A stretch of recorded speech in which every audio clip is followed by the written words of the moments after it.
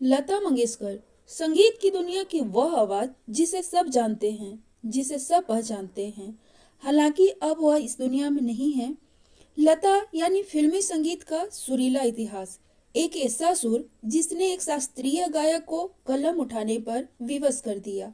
हिंदी में लिखी गई कुमार गंधर्व की यह रचना भाषा की सांगीतिक धरोहर है। यह शास्त्रीय संगीत और फिल्मी संगीत को एक धरातल पर ला रखने का साहस है।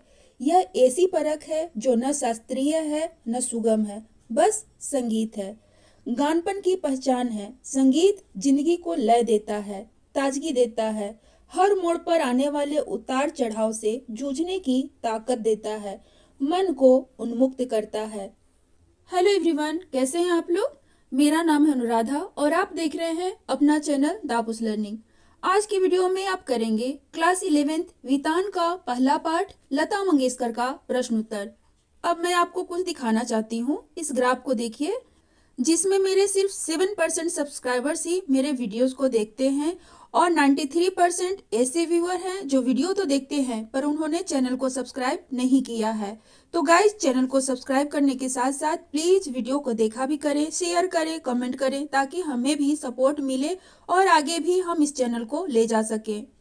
तो चलिए वीडियो शुरू करते हैं। पहला प्रश्न है, लेखक ने पाठ में गानपन का उल्लेख किया है। पाठ के संदर्भ में स्पष्ट करते हुए बताएं कि आपके विचार में इसे प्राप्त करने के लिए किस प्रकार के अभ्यास की आवश्यकता है। उत्तर है, लेखक ने पाठ में गानपन का उल्लेख किया है। यहाँ गानपन का अर्थ गाने का वह अंदाज है जो एक आदमी को भी भाव विभोर कर दे। जिस प्रकार मनुष्यता हो तो वह मनुष्य है, उसी प्रकार संगीत की विशेषता उसका गानपन होता है। लता मंगेशकर के गानों में भी गानपन मौजूद रहता है। इसे प्राप्त करने के लिए गायन में निर्मलता होना तथा गायन का नियमित अभ्यास करना आवश्यक है। गाइस, यहाँ लेखक का कहना है कि अगर इंसान से इंसानियत नाम की जो चीज होती है, प्रेम, दया जैसे जो भाव होते हैं, अगर उसको निकाल दे तो इंसान एक जानवर से भी बदतर बन जाता है। उसी तरह से जो संगीत है, अगर उसमें से गानपन निकाल दिया जाए तो वह गाना नहीं होता है, गीत नहीं होता है। उसी तरह से संगीत में गानपन होना बहुत जरूरी है, जो लता मंगेशकर के गानों में मौजूद था। तो चलिए देखते हैं दूसरा प्रश्न क्या है। लेखक ने लता की गायकी की किन विशेषताओं को उजागर किया है। आपको लता की गायकी में कौन सी विशेषताएं नजर आती हैं, उदाहरण सहित बताइए। तो लता जी की गायकी की विशेषता के बारे में बताना है तो उत्तर है, तो लता जी की गायकी की पहली विशेषता है, क्या है, गानपन। गानपन का अर्थ है गाने का वह अंदाज जो एक आदमी को भी भाव विभोर कर दे। लता मंगेशकर के गानों को सुनकर श्रोता मुग्ध हो जाते हैं। हमारे देश में ऐसा कौन होगा जो लता मंगेशकर के गाने पसंद नहीं करता है ना, सभी पसंद करते हैं। दूसरी विशेषता है उनके गाने की स्वरों की निर्मलता। लता के गाने की एक और विशेषता है उनके स्वरों की निर्मलता, उनके स्वरों में कोमलता है। गाने की एक और विशेषता होती है कि गाने वाले में उच्चारण की शुद्धता और भावों में निर्मलता होनी चाहिए। तीसरी विशेषता है उनकी नादमय उच्चार। नादमय उच्चार क्या होता है? लता के गाने की एक और विशेषता है उसका नादमय उच्चार। उनके गीत के किन्हीं दो शब्दों का अंतर स्वरों के आलाप द्वारा बड़ी सुंदर रीति से भरा जाता है। और तीसरी विशेषता है सुरीलापन। उनके सुरीले गीत श्रोताओं को बहुत पसंद है। वैसे भी जो पुराने फिल्मी गीत होते हैं उनके संगीत बहुत कर्णप्रिय होते हैं, सुनने में बहुत अच्छे लगते हैं। और पांचवी विशेषता है उच्चारण की शुद्धता। उनके गाने में उच्चारण की शुद्धता पाई जाती है। अब तीसरा प्रश्न देखते हैं। लता ने करुण रस के गाने के साथ न्याय नहीं किया है, जबकि श्रृंगार परक गाने वे बड़ी उत्कटता से गाती हैं। इस कथन से आप कहाँ तक सहमत है? करुण रस के गाने से मतलब है जिसको सुनने के बाद मन में करुणा जागे, मतलब इंसान सोचने के लिए मजबूर हो जाए, उसकी आंखों में आंसू आ जाए। और श्रृंगार पर गाने वे होते हैं जो फिल्मों में प्रेम वाले जो गीत होते हैं उसको श्रृंगार पर गाने कहते हैं। उत्तर है, लेखक का यह कहना कि लता ने करुण रस के गाने के साथ न्याय नहीं किया है, जबकि श्रृंगार पर गाने वे बड़ी उत्कटता से गाती हैं, से मैं सहमत नहीं हूँ। लता मंगेशकर ने ए मेरे वतन के लोगों गाना इतनी भावुकता तथा करुणा भरे स्वर में गाया कि उसे सुनकर अभी भी हमारी आंखों में आंसू आ जाते हैं। और कहते हैं कि स्वतंत्रता दिवस समारोह में जब लता मंगेशकर ने यह गाना गाया था तो उस टाइम के जो प्रधानमंत्री थे पंडित नेहरू, उनकी आंखों में भी आंसू आ गए थे।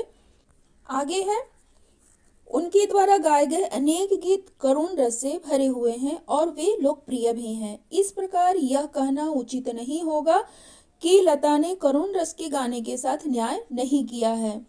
चौथा प्रश्न है, संगीत का क्षेत्र ही विस्तीर्ण है, वहां अब तक अलक्षित, असंशोधित और अदृष्टिपूर्ण ऐसा खूब बड़ा प्रांत है तथा बड़े जोश से इसकी खोज और उपयोग चित्रपट के लोग करते चले आ रहे हैं। इस कथन को वर्तमान फिल्मी संगीत के संदर्भ में स्पष्ट कीजिए।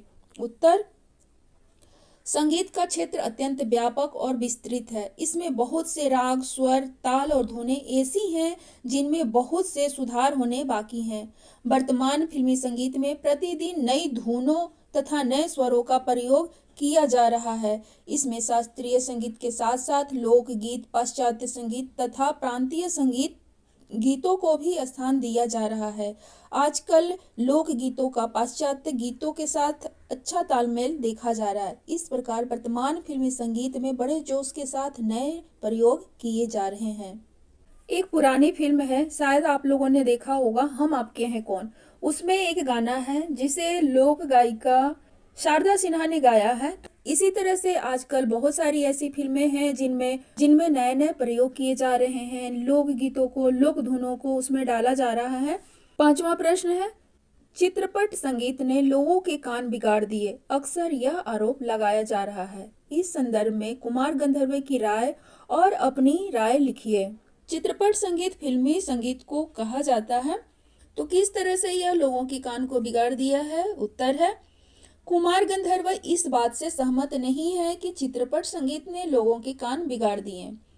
जिस तरह से आरोप लगाया जाता है चित्रपट संगीत के बारे में कि यह लोगों के कान बिगाड़ देता है, लोगों के कान बिगाड़ दिए हैं, लेकिन जो इस पाठ के लेखक हैं कुमार गंधर्व, वो इस बात से सहमत नहीं है। उनके अनुसार चित्रपट संगीत ने संगीत में कई सुधार लाए हैं। इसके कारण ही लोगों को संगीत के सुरीलेपन की समझ हो रही है। चित्रपट संगीत समाज की संगीत विषयक अभिरुचि में प्रभावशाली मोड़ लाया है। अब अपने विचार देने हैं, तो मेरे विचार से वर्तमान फिल्मी दुनिया में चित्रपट संगीत शोर से भरा और तनाव पैदा करने वाला बन गया है। जहां पुराने संगीतों में सुरीलापन होता था, वहीं आजकल के नए गानों में बेतुकी, अश्लील तथा अजीब सी तुकबंदी होती है। कई ऐसे भी गाने बन रहे हैं जो आज की व्यस्त जिंदगी में मन को सुकून पहुंचाते हैं। आजकल के फिल्मों के गीत इतने कनफोड़ू होते हैं जिसे सुनना बहुत सारे लोगों को पसंद नहीं आता है, लेकिन जो आज की युवा पीढ़ी है उनको यही सब अच्छा लगता है, जो शोर से भरा होता है। लेकिन जो पुराने फिल्मी गीत हैं वो आज भी इतने अच्छे लगते हैं सुनने में और मन को सुकून देते हैं।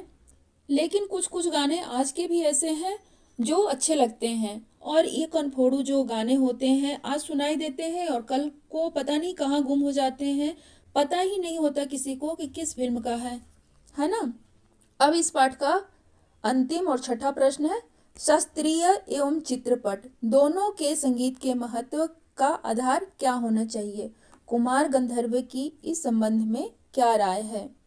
तो आप अपने उत्तर में इन दोनों के बारे में थोड़ा सा अंतर भी लिख सकते हैं। जैसे शास्त्रीय संगीत होता है उसमें गंभीरता होती है, लेकिन चित्रपट संगीत में चपलता होती है। शास्त्रीय संगीत में तालों का पूरा ध्यान रखा जाता है और चित्रपट संगीत में आधे तालों का उपयोग होता है। जो बच्चे संगीत सीख रहे होंगे या संगीत के बारे में जानकारी होगी, ये सब जो संगीत के टर्म है, आधा ताल, पूरा ताल, इसके बारे में उनको अच्छे से जानकारी होगी। तो उत्तर है, कुमार गंधर्व के अनुसार शास्त्रीय संगीत एवं चित्रपट दोनों तरह के संगीतों के महत्व का आधार रंजकता होना चाहिए। रंजकता का मतलब होता है गाइज जो आनंद देता है, जो रस देता है, सुनने वाले को भाव विभोर कर देता है। शास्त्रीय संगीत हो या चित्रपट संगीत, अंत में रसिक को आनंद देने की सामर्थ्य किस गाने में कितना है, इस पर उसका महत्व निर्भर करता है। गाने की सारी मिठास, सारी ताकत उसकी रंजकता पर मुख्यतः अवलंबित रहती है। शास्त्रीय संगीत भी रंजक न हो तो बिल्कुल ही नीरस होगा। इस प्रकार मैं भी लेखक की इस बात से सहमत हूँ कि एक अच्छे संगीत में कोमलता, मधुरता तथा गानपन का होना अत्यंत आवश्यक है। कहने का मतलब यह है कि शास्त्रीय संगीत हो या चित्रपट संगीत हो या सुगम संगीत, अगर वह सुनने वाले को पसंद नहीं आता है तो उसका कोई मतलब नहीं रह जाता है। तो यह था गाइज गायिकाओं में बेजोड़ लता मंगेशकर पाठ का प्रश्न उत्तर। वीडियो आपको कैसा लगा कमेंट्स करके जरूर बताइएगा, और अच्छा लगा तो लाइक कर दीजिए, शेयर कीजिए। तो चलिए मिलते हैं किसी नए वीडियो में, तब तक अपना ध्यान रखिए। Good bye and thank you for watching.